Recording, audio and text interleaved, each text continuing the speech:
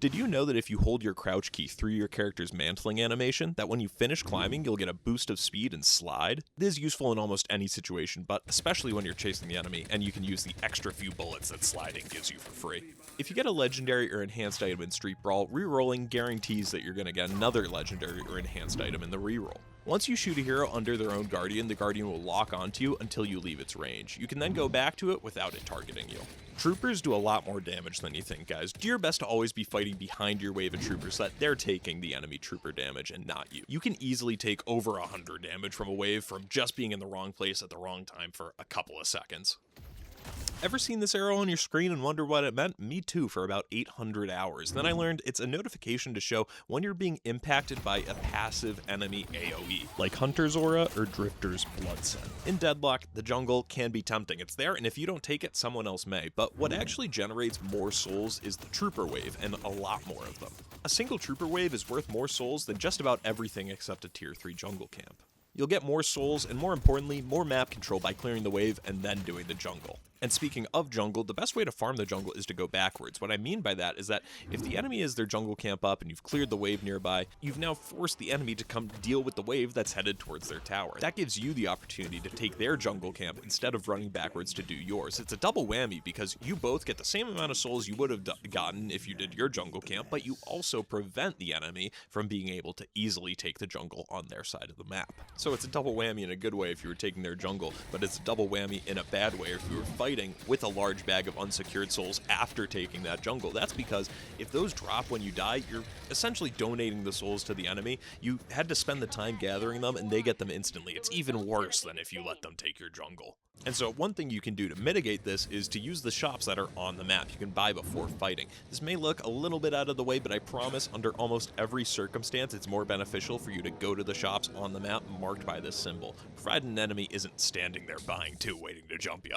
And anytime you have a big bag of souls, you want to make sure to spend it as soon as possible so that you don't even give the enemy the opportunity to steal them from you. Did you know that if you crouch off the zipline instead of jumping off, you can actually maintain much more of your momentum? This is really useful for if you're playing Lash and you want to get a lot of height easily. One mistake I see a ton of people in lower rank games make is what I call chasing someone into oblivion, which is just chasing a low health enemy for 5 or more seconds when you really don't have any great way to catch up to them or you're running into the unknown.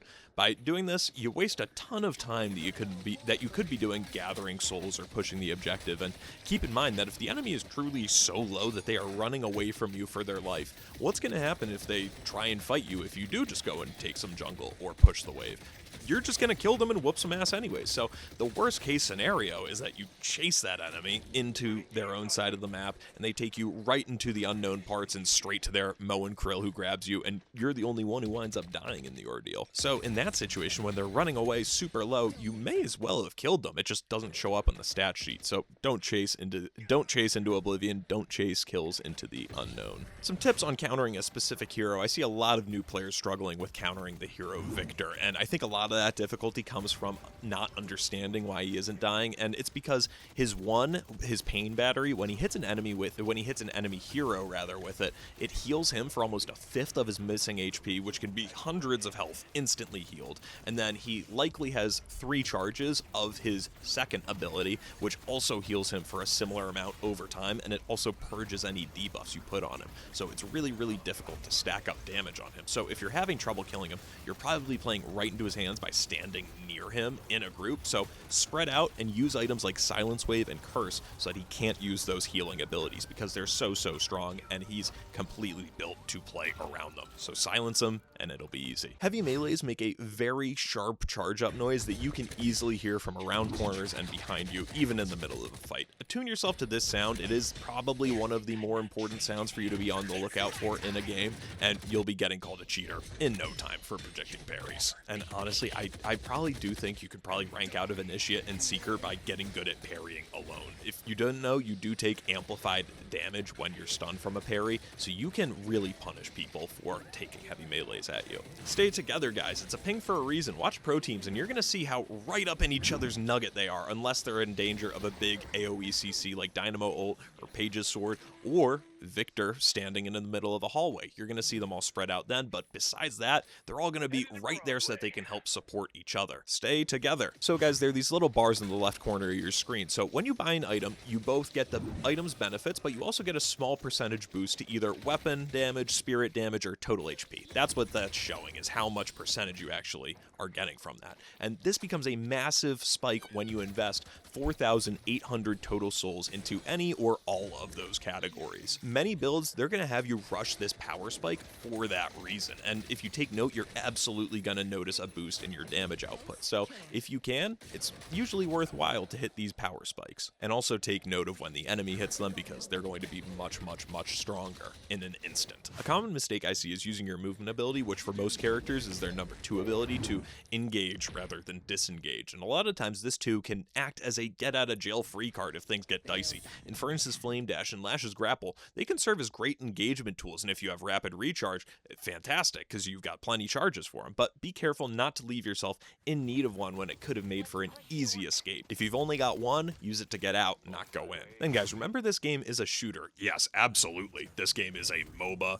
on the ground floor. But the foundation, the way you actually experience it, it's that of a shooter. So you move, you aim, you use cover like it's a shooter game. So remember that. Remember to use your cover, peek corners, all the stuff you learned playing Call of Duty as a kid still applies here. Don't just stand on the bridge where you're going to get shot. And remember, switching to your secondary is always faster than reloading. As it comes to the mid game, guys, once the lane phase is over, what does your hero want to actually do? It's an important question to ask yourself. Some heroes like Seven and Furnace Wraith, they're going to want to go into the jungle and spend the vast majority of the middle of the game farming jungle and pushing the waves on the outside of the map. It's because it's a really fast way to generate souls, and those heroes want to get a lot of souls. Meanwhile, someone like Lash, he wants to go around the map and fight and utilize the mobility of his character. Do you want to farm, or do you want to fight? Small little movement tech to know is that dashing diagonally actually generates more velocity than looking straight forward does. You'll see a lot of times where I'm going to be dashing in one direction and I'll look a little bit over to the right, and then I dash kind of to the left and I dash diagonally, because it does give you just a tiny bit more speed. And then guys, walkers actually take less damage with the more people that are attacking them. Walkers build up resistance the more enemy players that are attacking it at once. With 4 people attacking it, it can actually be really hard to take with the enemy also defending it. So split pushing or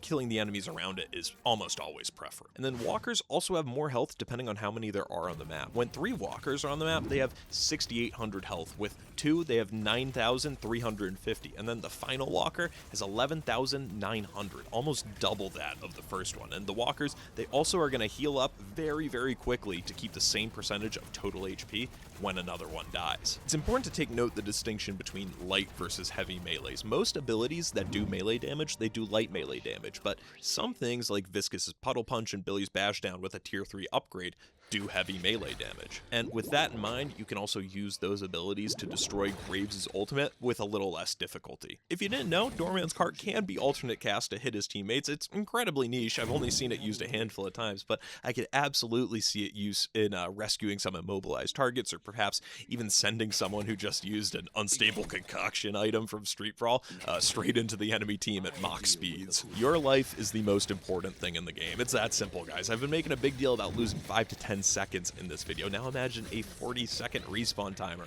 Oh, the humanity. Look at the minimap. This one's also simple, guys. I look at my minimap every 5 seconds, maybe less. The more you look at the minimap, guys, the more information you have about the state of the game around you, particularly who might be nearby. Then, guys, you want to know your matchups in a team fight, and particularly fight who's vulnerable to you. Some heroes are just natural counters to others. For example, Pocket has a lot of abilities that make him invulnerable to a hero like Victor's Aura, but still allow him to do huge burst damage to Victor. Vindicta can plink away at tanks without getting close. Mo and Krill can shut down almost any big team fight ultimate in the game, so keep in mind the heroes on the enemy team and take stock of who may be vulnerable to you. The mute button is overpowered. This game, like every online competitive game, attracts people with, let's say, a less than stellar relationship with bathing, and if one of these people decides they're going to start crashing out at you because they got ganked, or get angry because you didn't have a perfect follow-up in place for any ult that they didn't warn you about that they were going to do, just mute them. You will literally play better without them in your ear, and you're going to have a better time playing the video game. That's what's important.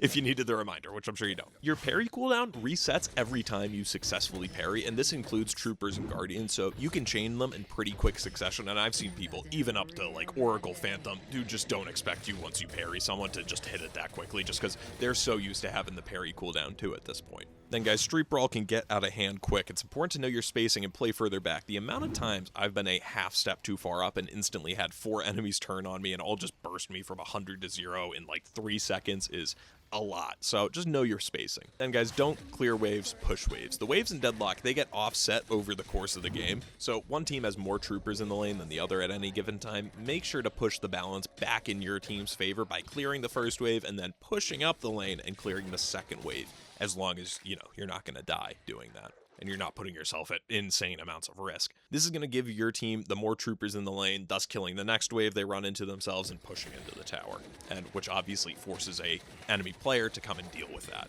Wall jumps are your friend, guys. Wall jumps, they can keep you in the air longer, they can help you dodge around corners quicker. They are just a super easy movement tech that is very important to have known in the back of your mind, that it is in your arsenal to be able to dodge around enemies, get around them. It's incredibly simple, incredibly important movement tech. It's worth noting, guys, that ziplines aren't always the fastest way around the map, even though they are obviously very quick. Sure, if you're going back to base from one side of the map to the other, obviously they're there, but it's often faster to rotate via the vents or jumping through some corridors, if you're going from blue to one of the outside lanes or something. Then guys, leave base after downing the patron. You and your team should almost always leave the enemy base after downing the enemy patron to its second stage.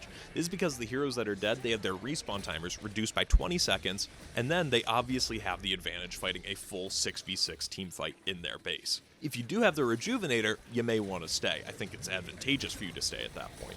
Or if the enemy's respawns are staggered, meaning there's a significant amount of time between the teammates spawning back in. Then guys, deliver the urn. The urn is one of the most powerful and underutilized objectives in the game, and anytime you have the advantage, you should run the urn in order to maximize the souls and thus the advantage of your team. Know when a tower isn't worth defending. One mistake I see a ton of people make in my lobbies is speed boosting down a lane to get to the tower at the last second with 5% HP left on it, and the enemy just hard dives it, and since it has so little HP, it dies almost instantly without even damaging the enemy. And then you're just left there, freshly jumped off the zipline and surrounded by enemies. So you die quickly. If the tower is very low, like less than 10% HP, and being actively pushed, do not dive into that fight. Approach it cautiously. I see so many people jump off the zipline with nowhere to fall back to almost immediately. Keep an eye on this mid-boss timer, guys. In the new update, the devs did give us a little radial timer on the minimap to see the mid-boss, and if you press tab, the actual timer itself appears. So if you win a fight and the timer's almost up, you should head in that direction. Then guys, buy counter items. There are certain items like Dispel Magic that can be classified as counter items, whether that be Return Fire, Counterspell, or Armor. There is almost always a space for one of them in your games, and you'll be amazed at how much easier the game is when you allow yourself a slot for one of these as opposed to rushing for the biggest damage increases. Then guys, play to your strengths. Deadlock has an incredibly diverse hero roster. There is a playstyle for literally everyone. If you like running it down, play Victor. If you're an Opera in your Counter-Strike days, play Vindicta. And don't be afraid to branch off the build for a couple of items if you think it helps you win, and more importantly, have fun. Rem's ultimate goes through walls, and because of that, he can set up a mid-boss contest from the tunnels in a way that no other hero can. Rem's ult can only be countered with Counterspell. It's worth noting just how good Counterspell is. In my prior tips video, I said Debuff Remover, which was just renamed to Dispel Magic, was probably the best overall applicable item in the game, and that's confidently shifted to Counterspell. Counterspell allows you for an 0.8 of a second window to negate all damage and effects from any negative effect. It is literally bar for bar Dungeons & Dragons D&D. Lash slamming you, Counterspell. Infernus ult, Counterspell. Billy Bashdown, Counterspell. Sinner Sacrifice are very important, the little slot machines that you see around. We talked about how many souls waves get you earlier, and Sinner Sacrifice give you just about the same amount, and you get 4 golden statue buffs. It's very important when you see these that you start securing them, or even better, stealing the enemies. It should be the top priority after clearing the wave. You clear the wave first because you get the map control. That's all I got for you this time, guys. Thanks so much for watching, and thanks so much to the YouTube members. If you guys want to see me employ some of these tips, I'm going to be streaming every day for the rest of the week, and next week as well, and the week after that, and the week after that. Then obviously we got a bunch of other great videos here on the channel if you want to check those out. So guys, I hope you all have a fantastic day. I hope you get better at Deadlock after this one, and if you actually want 52 more tips, I got a video for you right there. So check that out, and I'll see you again next time. Peace.